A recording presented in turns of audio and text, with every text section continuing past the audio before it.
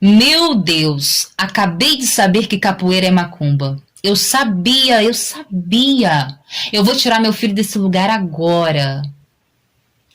Gente, quem nunca escutou isso? Eu sou a professora Floresta e nesse vídeo eu quero te convidar para entender e desconstruir o porquê que as pessoas insistem em dizer que capoeira é macumba. A palavra macumba é de origem africana e ela significa uma árvore que é muito sagrada para esse povo. Da madeira da macumba se faz um instrumento musical que recebe o mesmo nome da sua matéria-prima, o instrumento macumba. Ele é muito parecido com o reco-reco que utilizamos na capoeira. Porém, o reco-reco é feito com o bambu, enquanto o instrumento macumba é feito com a madeira, e isso dá um som totalmente diferente ao instrumento. O instrumento da macumba marca dois momentos muito importantes nesse contexto histórico. Realmente, no primeiro momento, ele é visto como um instrumento musical que compõe a bateria de um encontro musical que os negros faziam antigamente, onde eles cantavam, dançavam, tocavam, para extravasar suas dores, como se fosse um samba de hoje em dia, onde a gente vai para se alegrar. Os negros faziam isso antigamente. E naquela bateria com vários instrumentos, a macumba estava ali sendo tocada pelo macumbeiro. E as pessoas que paravam para assistir começaram a associar o nome daquele encontro musical com um instrumento macumba. Então começaram a chamar: você vai na macumba? Vamos lá na macumba amanhã, vai ser muito bom. Então, muito naturalmente, aquele encontro musical dos negros ganha esse nome de macumba. E no século XIX se encontravam vários anúncios nos jornais do Rio de Janeiro da época dizendo que iam ter encontros da macumba pela cidade, inclusive no Maracanã. E no segundo momento, esse instrumento musical, a macumba, aparece sendo utilizado no culto religioso africano que surge no Rio de Janeiro através da cultura banto.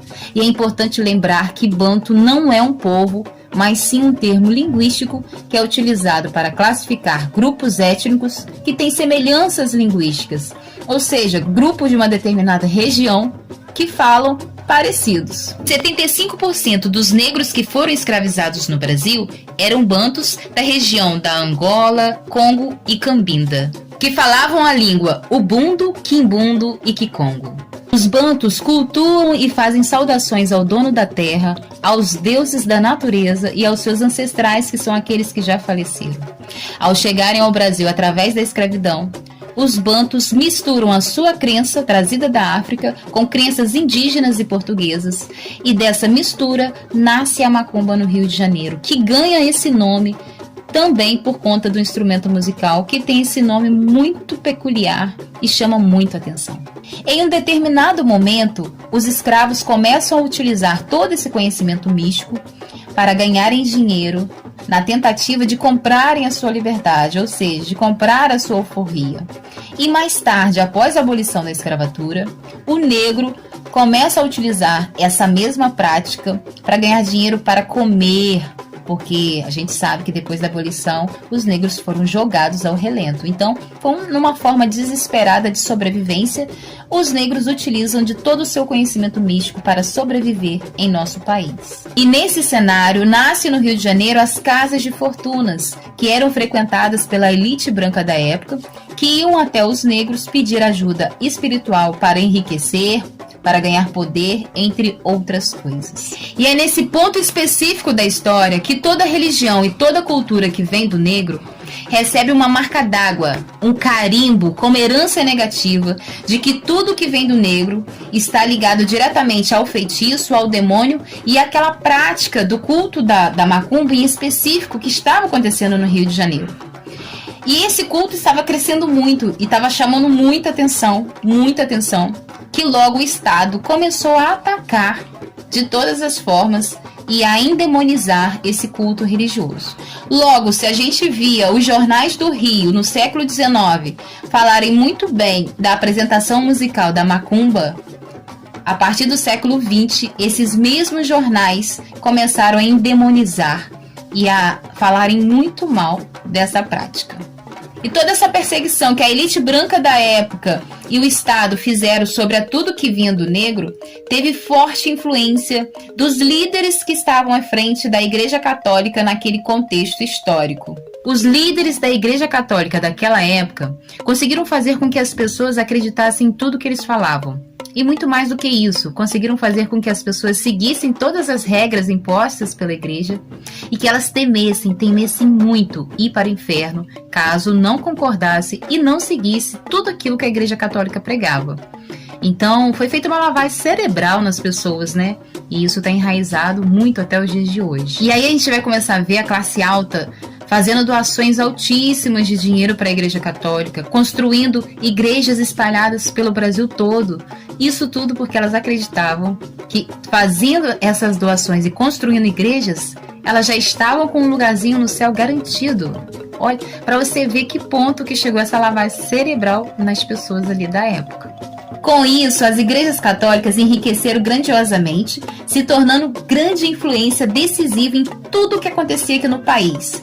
Então, a partir de 1890, você vai ver aí toda a prática do negro entrando para o Código Penal, ou seja, virando crime. Aí você vai ver os cultos religiosos, a capoeira, o samba virando crime, porque já estava fazendo muito barulho toda a cultura do negro aqui no Brasil. E estava chamando muita atenção, e isso não era legal para a igreja, né? Não pode perder fiéis, não pode perder o dinheiro, o poder. Então logo trataram de criminalizar e de endemonizar toda a prática vindo do negro. E aí houve uma grande reviravolta nesse cenário. Ao mesmo tempo que em 1890 toda a prática do negro entra para o Código Penal, nesse mesmo ano, Rui Barbosa nos dá um grande presente com seu decreto que torna o Brasil um Estado laico, ou seja, a religião é separada do Estado. Mas somente em 1891, o Brasil passa a ser oficialmente, através da nova Constituição, um Estado laico, onde todas as religiões podem ser praticadas legalmente. E é importante ressaltar que nesse processo de legalização das religiões aqui no Brasil, a macumba deixa de existir no Rio de Janeiro, ou seja, não existe mais o culto da macumba. Mesmo com o Brasil se tornando um país laico, as outras práticas do negro permanecem no Código Penal, que vai de 1890 a 1940. E as religiões de matrizes africanas, que agora seriam praticadas legalmente, começam a ser perseguidas por um outro grupo específico que nós vamos ver agora. Após a abolição da escravatura, a maior população do Brasil eram de negros. Com isso, começou-se um processo na tentativa de embranquecer o nosso país. Até porque a escravidão foi considerada como um atraso histórico. Além do mais, o negro não era considerado um ser humano, um ser que nem pensava, e isso poderia comprometer as gerações futuras, né, geneticamente falando. Isso é um absurdo, gente. E uma das tentativas de embranquecer o Brasil foi começar a trazer imigrantes brancos para embranquecer a nossa população. Eu vou citar aqui em especial, tá, gente, mas tem outros. Os alemães luteranos que começam a chegar ao Brasil trazendo seus pastores luteranos. Então começa-se um movimento, mais para frente um pouquinho na história, das igrejas evangélicas aqui no Brasil. Logo um pouco mais à frente na história, nós vamos começar a ver o surgimento das igrejas neopentecostais, que têm princípios fundamentalistas, né, e que passam a atacar e endemonizar toda a cultura e toda a religião de origem negra. E esse princípio fundamentalista é muito preocupante porque ele vem trazer pra gente que só a religião deles está certa, que só o Deus que eles acreditam é que está certo, e eles podem até matar em nome de Deus. E é ele que vem causando toda essa intolerância religiosa que está acontecendo nos dias de hoje, onde a gente vê aí terreiros, né, casas espíritas, tendas sendo totalmente destruídas. E tudo isso é muito triste, porque Jesus não pregava esse tipo de comportamento. Muito pelo contrário, ele pregava o amor ao próximo e não o ódio ao próximo. Com isso conseguimos entender que nenhuma religião é do mal, nenhuma religião é do demônio. O problema está nesses líderes que agem de forma errada, colocando seus interesses, os seus ideais, acima de tudo aquilo que Jesus veio nos ensinar. E acabam afetando essa sanidade mental daqueles fiéis que os acompanham. E esses líderes estão presentes em todas as religiões. Por isso, é importante a gente refletir e observar se nós estamos seguindo o que Jesus veio nos ensinar ou se nós estamos seguindo os ideais daquele líder religioso. E agora eu quero falar com você, capoeirista em específico. Eu e você temos um superpoder nesse século XXI, o poder de conhecer a verdadeira história.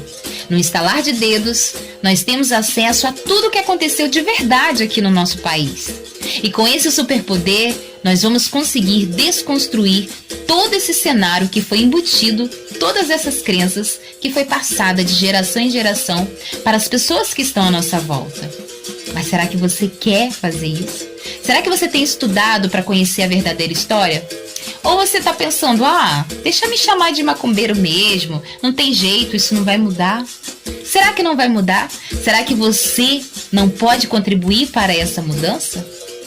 Por isso, eu quero que você reflita sobre isso e que tudo que a gente conversou aqui hoje sirva de alguma forma como uma sementinha para que você busque cada vez mais conhecer a nossa verdadeira história, porque é só através do conhecimento que nós vamos desconstruir todas essas crenças e poder mostrar para as pessoas, através da palavra, sem brigar, sem gritar, que capoeira não é macumba, que capoeira não é um culto religioso. Que quem tem religião somos nós, capoeiristas, pessoas físicas. Que capoeira é patrimônio cultural e imaterial da humanidade. É luta disfarçada de dança. É educação, é filosofia de vida, é cultura popular, é esporte, é símbolo de resistência de um povo que construiu esse país com o seu sangue e o seu suor. Que capoeira é ferramenta de transformação e resgate na vida de milhares de pessoas. Que capoeira é tudo que a boca come, como dizia o nosso saudoso mestre Pachinha. E é capoeira e bons estudos.